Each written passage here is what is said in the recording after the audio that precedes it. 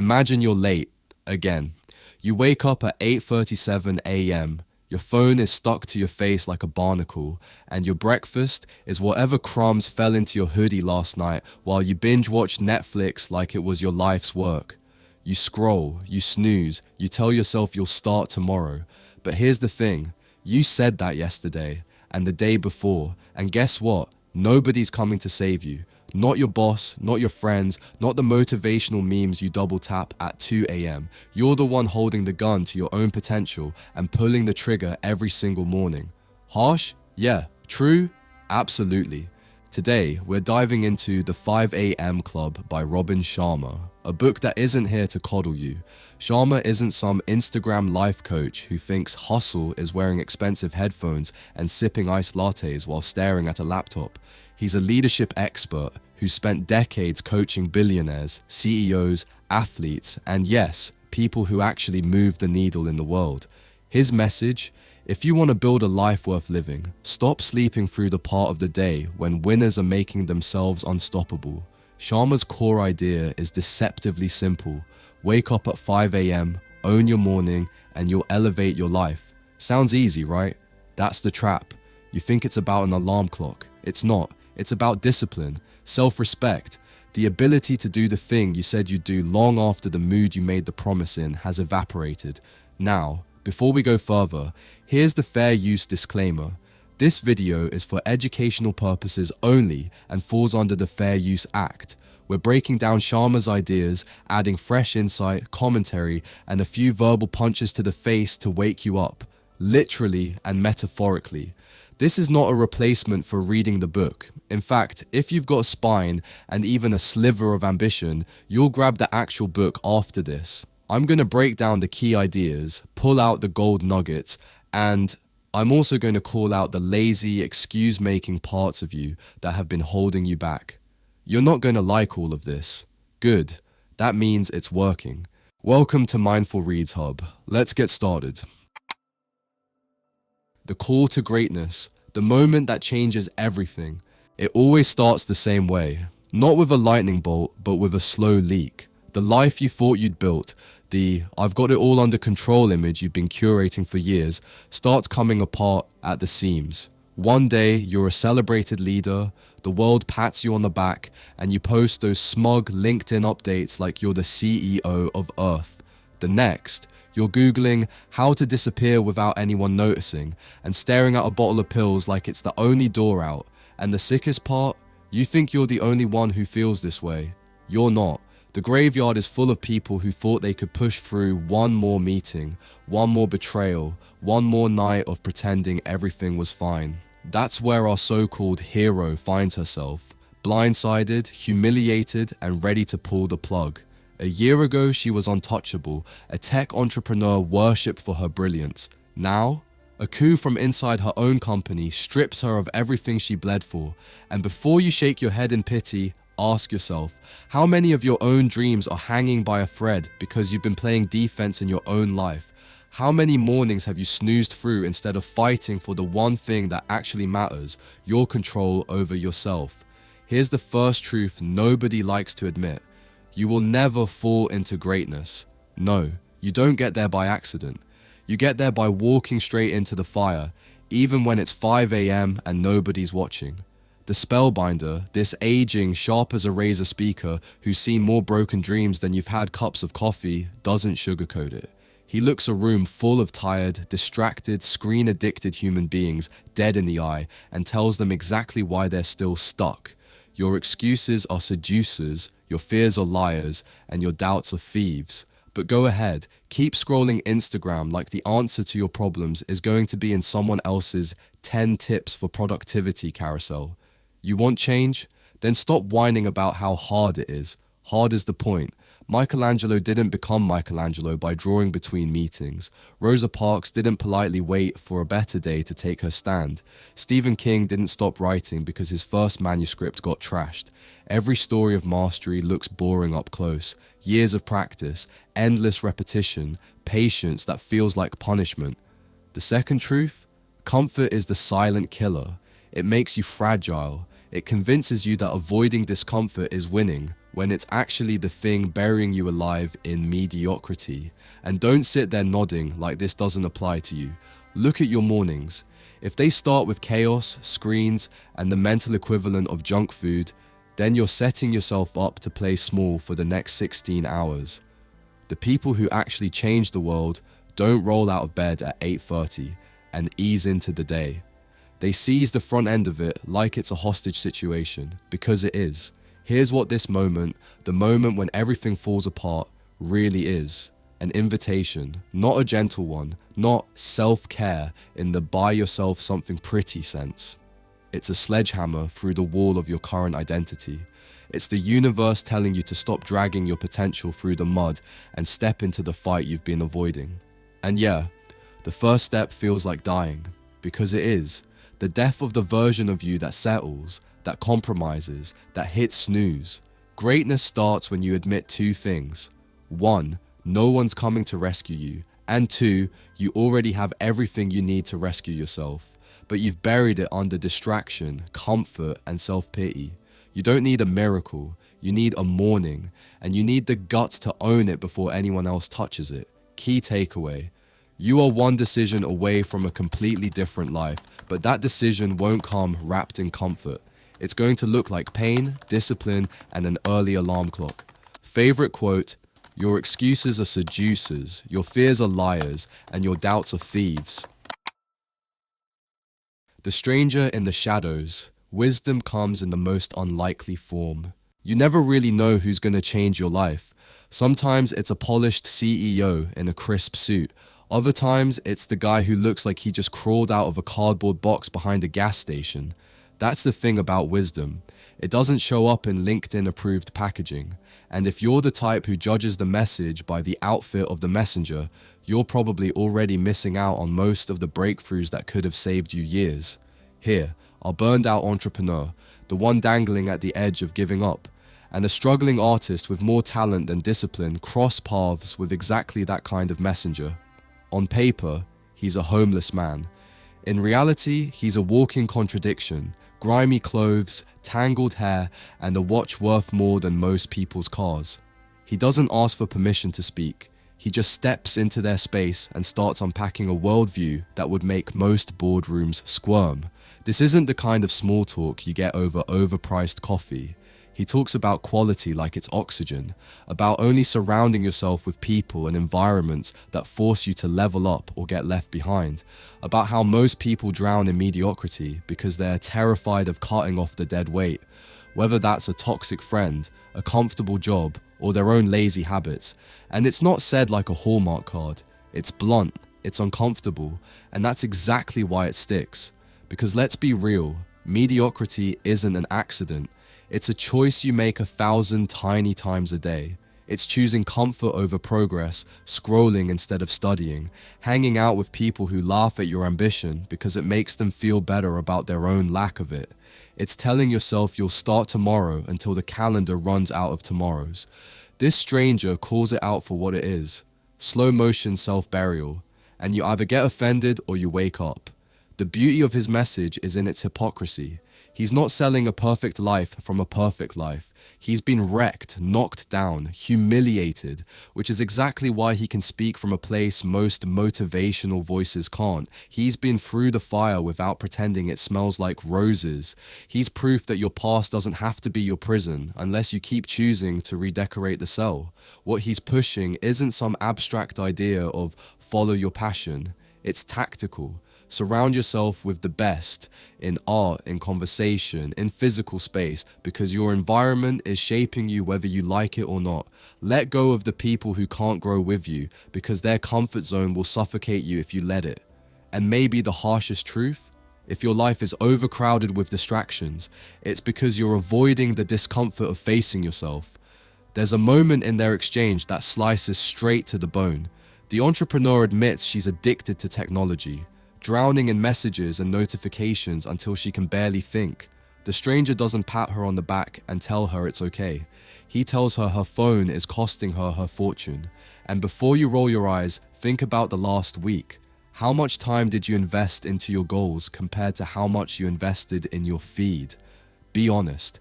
If your screen time is higher than your self-investment time, the results in your life aren't a mystery, they're math. The shift in the room is subtle but real. This isn't inspiration in the I feel good now, back to normal tomorrow sense.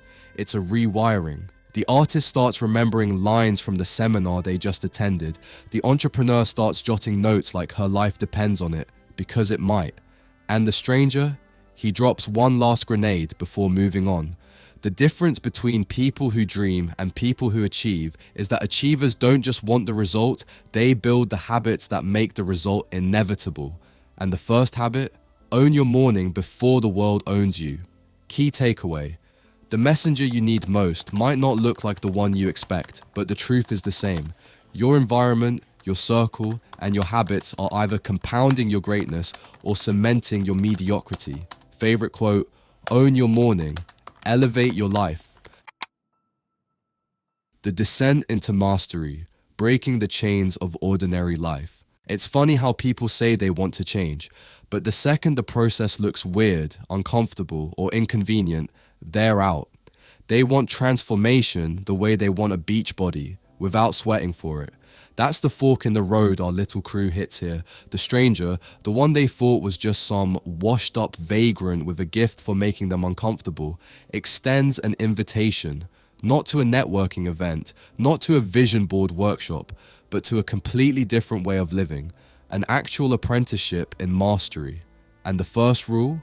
You don't do it on your schedule, you do it on the schedule of the greats, which means waking up before the rest of the world has even started drooling on their pillows. The entrepreneur, burned out but too curious to walk away, and the artist, still half convinced this is some elaborate scam, agree to go. And here's where the mental resistance kicks in. See, when you've been marinating in ordinary habits your whole life, anything extraordinary feels like an attack. Your brain screams that this is too much or not realistic because it's terrified of the death of the identity it spent years protecting. And that's exactly why so few people ever get out. They mistake the discomfort of growth for the signal to stop. The stranger knows this game. He knows the early mornings, the disciplined rituals, the obsession with craft. They're not just habits, they're weapons, tools to build focus in a world that worships distraction. He talks about the elite performers, the titans of sport and business who have one thing in common. They train in the dark so they can dominate in the light. They don't wait for motivation, they don't ask permission, and they sure as hell don't care if anyone's watching. The transition isn't smooth, it never is. The brain resists, the body complains, the ego starts whispering all the old lies.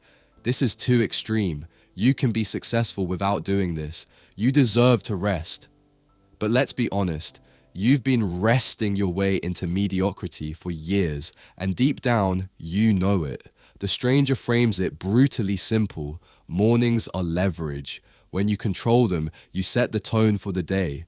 When you don't, the day eats you alive before lunch. It's not about being a morning person. That's just another excuse. It's about owning the space when the competition is still unconscious. When your phone is silent, your mind is clear, and you can put in the kind of deep work that moves the needle in ways endless meetings never will. They start to see it.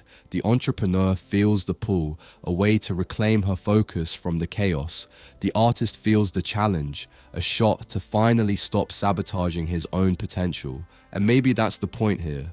Mastery doesn't start with some magical talent or perfect circumstances. It starts the moment you decide you're done letting your laziness call the shots. Most people never get this far. They'll hear the idea, nod like they understand, and then keep living the same way because they're addicted to the easy. They want results without the rewiring. But if you're serious, actually serious, about breaking the chains of ordinary life, you've got to stop treating greatness like a hobby. You either build the habits that make it inevitable, or you stay in the same loop, telling yourself you could if you wanted to. And here's the truth the stranger never sugarcoats. There is no next time. There's this time, or there's the slow death of potential. That's the choice. Key takeaway. Mastery doesn't wait for your mood. It's built on discipline, not inspiration, and it starts the moment you stop negotiating with your own excuses. Favorite quote, "To rise before the world wakes is to see the world no one else will." Paradise as the proving ground, where the transformation begins. People think transformation is going to happen in the same environment that broke them. Like you can just keep sitting in the same apartment, surrounded by the same clutter, scrolling the same feeds, talking to the same people who've never done anything ambitious in their lives, and somehow, magically, you'll level up. That's delusion. Change doesn't grow in comfort. Change grows in the friction of being somewhere new, somewhere that forces your senses to wake up and your brain to shut up. That's why they're not just learning this philosophy, they're being dropped straight into it, literally. One day they're in the chaos of their old lives, the next they're flown to a setting so staggeringly beautiful it almost feels like a scam. Picture the kind of paradise that travel influencers post about but never actually experience. Clear skies, air so clean it almost hurts. A rhythm of life that makes the noise of their old reality feel like a bad dream. And here's the thing, it's not a vacation, it's a proving ground. Because when your surroundings strip away all your excuses, you have nothing left to hide behind but the truth of who you are. The stranger, now clearly no random drifter, starts showing the system in action. The 5 a.m. method isn't a suggestion, it's a non-negotiable. Wake up before sunrise, not because it's trendy, but because that hour is the one thing you can fully own before the world starts clawing at you. Those first moments aren't about checking your email, scrolling the headlines, or letting your brain marinate in other people's agendas. They're about priming yourself for domination. Physically, mentally, emotionally. Here's the part people underestimate. It's not enough to just wake up early. You can wake up at 5 and still waste the day if your first hour is garbage. The method is surgical. Break it into chunks designed to shock your body awake, ignite your focus, and feed your mind before it gets hijacked by nonsense. The science backs it. That pre-dawn window is when your brain chemistry is primed for learning, creativity, and deep work. Waste it, and you're literally throwing away the highest performance state your biology offers you all day. The entrepreneur starts feeling it. The quiet before the noise, the satisfaction of doing something meaningful before most people's alarms have even gone off. The artist starts seeing his craft with new clarity, unpolluted by distraction, and the truth smacks them both in the face. The discipline to own your morning isn't about mornings, it's about owning yourself. If you can win that first hour, you can win the day. If you can win the day, you can win the week. Stack enough wins, and suddenly the person you were, scattered, reactive, endlessly busy, but rarely effective, starts disappearing. But here's the danger. Paradise won't save you if you treat it like a postcard. People go on retreats all the time, have a breakthrough, then come home and slide right back into the mess. The real test is taking this discipline and installing it into your life like oxygen. No matter the weather, no matter the mood, no matter how late you stayed up the night before. The world rewards people who show up consistently, not people who show up when it's convenient. And that's the quiet genius of this proving ground. It's not about escaping life. It's about learning how to build a life that feels this clear and focused no matter where you are. Paradise is just the training wheels. The real ride starts when you get back to reality. And the only thing standing between you and mastery is whether you keep hitting that 5 a.m. call when no one's watching. Key takeaway. Greatness starts before sunrise, not because of the clock, but because of the discipline it demands. The first hour of your day is the foundation of everything you'll build after. Favorite quote, own your morning, elevate your life. The architecture of greatness, building the mindset of the masters. Everyone loves the idea of becoming great until they realize it's not about chasing dopamine hits or waiting for lightning to strike. It's about building a structure around your life so tight that mediocrity can't squeeze its way in. That's where most people flinch. They want greatness to be romantic, spontaneous, born out of inspiration, like in a movie montage. But in reality, every legend you admire is running a blueprint, a system so disciplined it would suffocate the average person. And here's the truth. If your system right now is just hoping for the best and reacting to whatever comes at you, you don't have a system. You have a slow leak. The stranger lays it bare. The greats aren't lucky, they're engineered. They live with frameworks that shape their days, weeks, years. They're intentional about what they do, where they focus, and how they recover. They don't try to stay inspired. They've designed their environment so it's nearly impossible to fall off track. And that's the slap in the face most people need. Your results are not a reflection of your dreams, they're a reflection of your structure. The framework here is simple in theory, brutal in execution. Think of it like building a skyscraper. You don't start with the shiny glass windows, you start by digging deep into the dirt to lay a foundation nobody will see. That means personal mastery before public glory, mindset before tactics. Get that wrong, and everything collapses the second it's tested. Most people skip this and wonder why their big break breaks them instead. Then comes the laser focus principle. History makers pick a few things and go all in. They're not dabbling in 15 side hustles, binge watching 3 different shows, and trying to balance everything like a life coach on Instagram. They cut ruthlessly. They understand that doing less, better, will beat doing more, average every single time. But here's the uncomfortable part. This means sacrificing a lot of fun now for a level of freedom later that most people will never even taste. If you can't stomach that, you've already disqualified yourself. The artist and entrepreneur begin to see the cost of their old ways. All the distractions they justified as breaks were actually sabotages. Every unfocused day was a vote for the version of themselves they swore they didn't want to be. And the stranger doesn't soften it. If you can't guard your attention like it's your life, you've already lost. Because in a world built to hijack your mind every 15 seconds, focus isn't just a skill, it's survival. What's wild is how obvious it all sounds once you hear it, yet how few will actually do it. Because building this architecture isn't about knowing what to do. It's about having the guts to do it every day without an audience, without applause, without proof it's working until one day it's undeniable. That's the quiet grind nobody posts about because it's not sexy.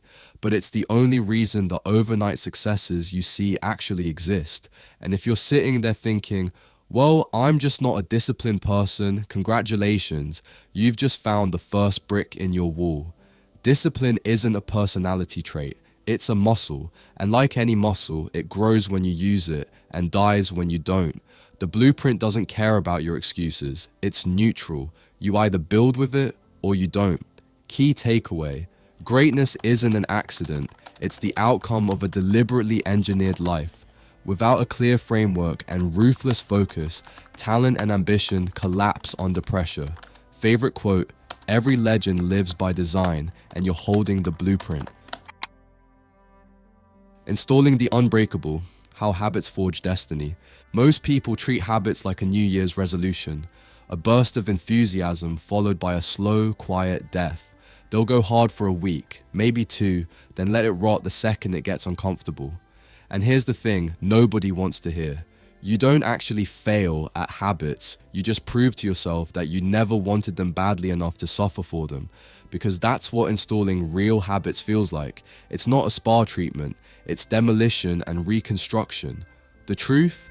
Your life right now is perfectly designed for the results you're getting.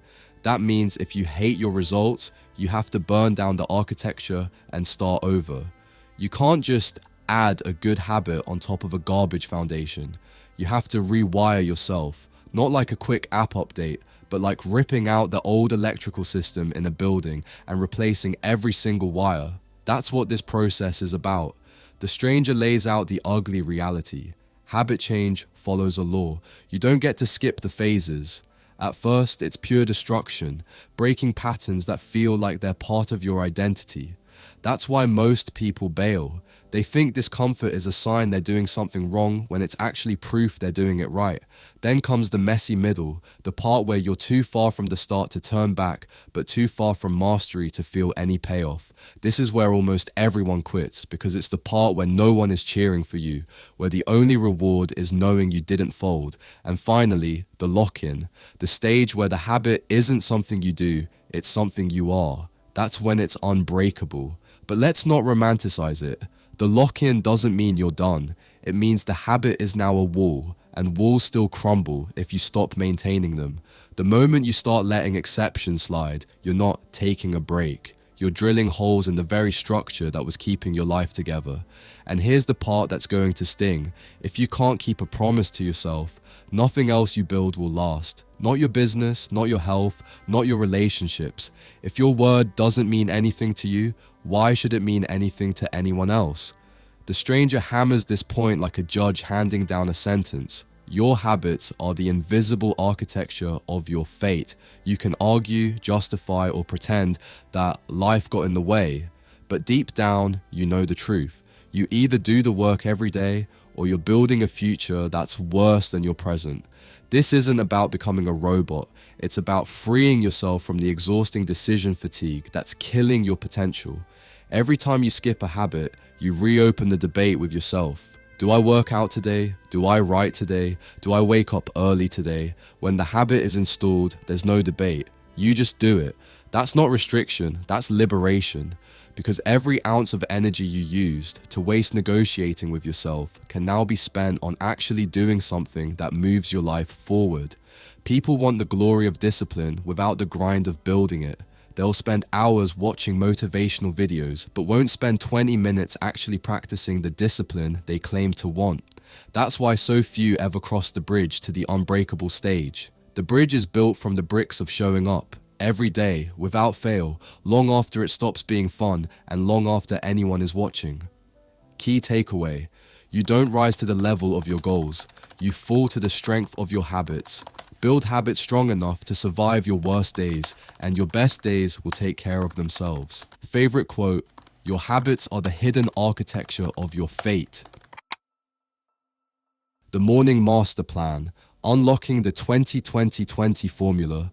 Most people lose the day before it even starts. Not because they're lazy, but because they wake up and immediately hand their brain over to chaos. Alarm snoozed 3 times, email checked before their eyes are fully open, phone clutched like an oxygen mask, scrolling through other people's lives while their own sits in the corner, neglected. You don't lose at 5 p.m, you lose at 5 a.m, the moment you decide to drift instead of drive.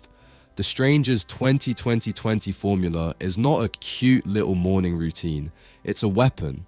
And like any weapon, you either learn to wield it or you cut yourself. First 20 minutes, you sweat. And I mean really sweat, not that slow motion yoga mat selfie nonsense. This is heart pounding, sweat dripping. Why am I doing this? Movement. The science is brutal and clear. You flood your body with dopamine, serotonin, and BDNF, and your brain lights up like a Christmas tree. Skip this, and you're voluntarily starting the day with the neural chemistry of a sleepy house cat. The next 20 minutes, you reflect. Not, I'll think about my life while half watching the news. No, this is surgical. Journal, meditate, plan.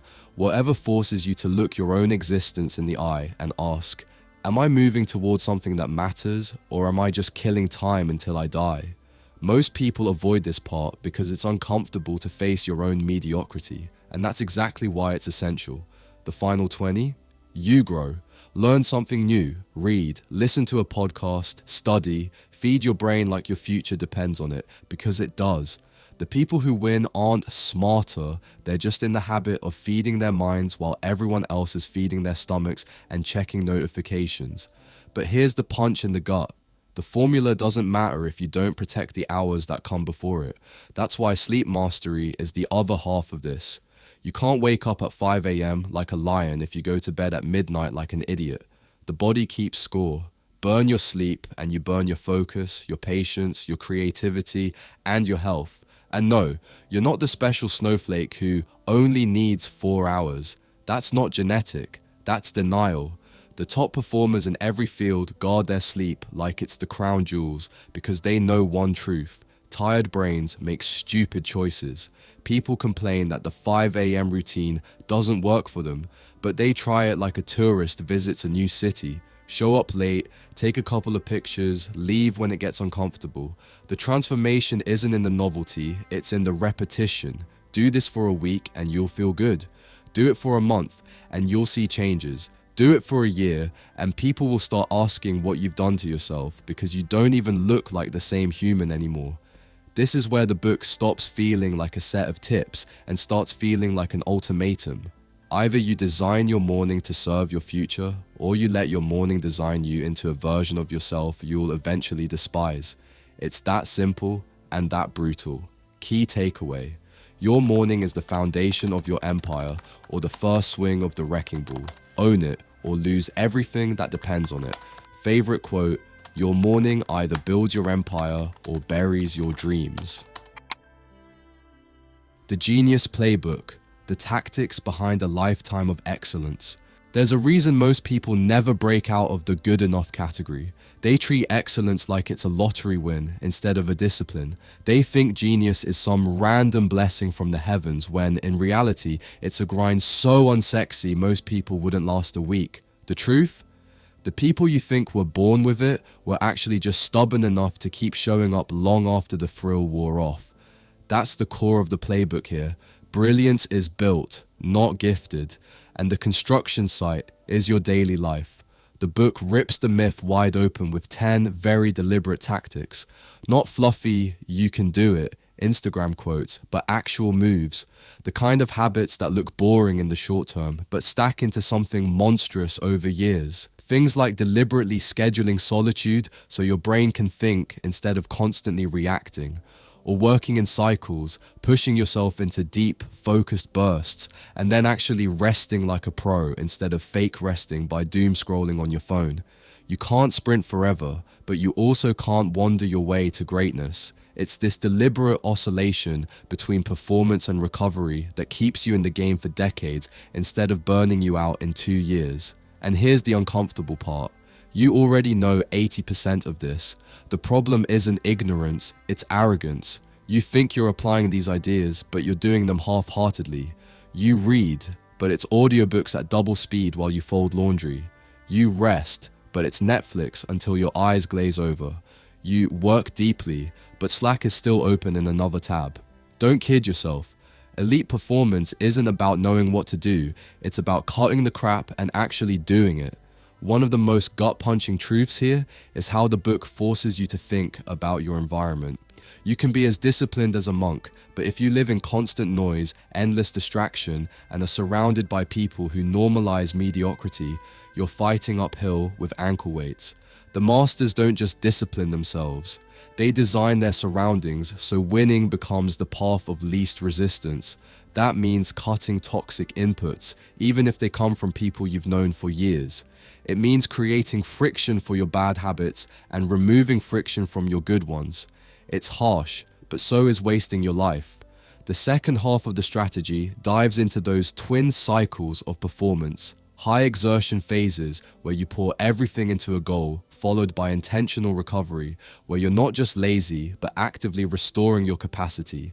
It's how athletes train, how artists create, and how entrepreneurs build without losing their sanity. Most people mess this up by living in perpetual half effort, never working so hard they break through, never resting enough to rebuild, and then they wonder why they feel stuck. The genius of this isn't in any single tactic, it's in how they compound. Do one for a week, you'll feel a spark. Do all of them for a year, and you'll be unrecognizable. Not because you suddenly found yourself, but because you built yourself, brick by deliberate brick. Key takeaway: genius isn't an accident, it's an operating system. Install it, protect it, and run it without compromise. Favorite quote: sustained brilliance isn't magic, it's method. Becoming the hero, living the story you were born to tell. Most people daydream about becoming the hero of their own story, but let's be honest, they never even make it past the prologue. They want the glory, not the grind. They want the standing ovation without ever stepping on stage. The hard truth is, you can't think your way into heroism. You've got to bleed for it, over and over, until the person in the mirror stops looking like a spectator and starts looking like the protagonist. And that's exactly what this final stretch of the journey forces you to confront. Are you going to stay the same person who once thought about changing, or will you actually live as the person who did? In the book's closing transformation, the fictional members who stumbled into this whole 5 a.m. experiment have now grown into living proof of its power. They're no longer just participants in a quirky morning club. They've stepped into identities that demand excellence. The shift is subtle but seismic. Waking up early is no longer the goal, it's just the doorway. The real prize is the self-mastery, the vision, the execution, the becoming. And here's the kicker. You don't get that simply because you set your alarm earlier. You get it because you've reshaped your days so relentlessly that mediocrity physically can't survive in your space anymore. And if you think this is some fairy tale ending, think again. The epilogue smacks you with the truth. 5 years later, these same individuals are still running the program, still evolving, still refusing to sink back into the swamp of average. Because once you've tasted your own potential, going back is worse than never having tried. That's the reality most people can't handle. They want change to be an event. In reality, it's an identity shift that never stops demanding payment. Here's where people get it wrong. They believe the hero's journey is a linear climb. You suffer, you grow, you arrive. Done. But in life, arrival is a mirage. The moment you think you've made it, you start sliding backward. That's why the true heroes in business, in sports, in art, in everyday life don't measure themselves by what they've achieved, but by how relentlessly they keep sharpening the blade. The final truth the book drives home is brutal but freeing. You don't get to keep the life you have and get the life you want. One of them has to die. And in killing off the old you, the late sleeper, the excuse maker, the half-effort hustler, you clear space for the real you to show up. Not the Instagram version, not the someday fantasy version, but the you who gets up before the sun, because that's when legends are built.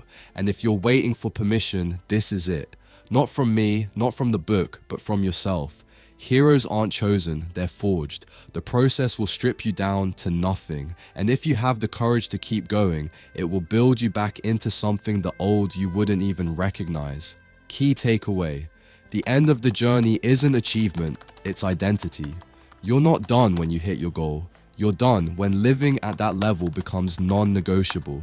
Favorite quote: the end is not the end, it's the proof that you've become who you were meant to be.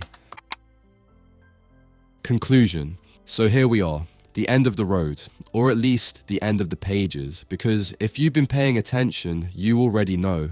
The real journey starts the second you put the book down. Most people will close it, feel a little spark, maybe even post a quote on Instagram, and then do absolutely nothing different tomorrow morning. And that's why most people stay exactly where they are. Broken ambition, bankrupt in discipline, and quietly resentful of anyone who passes them by. This book isn't just about waking up at 5 a.m. It's about waking up to the fact that your life is slipping through your fingers while you keep telling yourself, I'll start later. It's about stealing back the hours everyone else wastes and using them to carve out a life so unrecognizable that your old self wouldn't dare knock on the door. And yes, you could dismiss it as some feel-good productivity fairy tale, but that's just the voice of your comfort zone bargaining for one more day of control. Every single tactic, every mindset shift, every brutally early morning is just a tool for one thing, making sure you become the kind of person who no longer negotiates with laziness, fear, or mediocrity. So here's my challenge. Don't just agree with what you've heard. Don't just nod along. Go buy the book. Study it like your life depends on it, because if we're being brutally honest, it does. Fill its margins with notes, dog-ear the pages, live the thing. Because if you don't, then you're just another tourist in your own potential, and tourists don't build empires. The 5 a.m. club isn't for everyone. It's for the people who are done talking and ready to do. If that's not you, that's fine. Just stop lying to yourself about wanting more. But if it is you, if even one part of you knows you are built for something bigger, then I'll see you tomorrow morning, before the world wakes up. And if you want more content that's going to rip the excuses out of your mouth and set your ambitions on fire, hit that subscribe button, turn on notifications, and stick around. Because we're not here to make you feel good, we're here to make you unstoppable.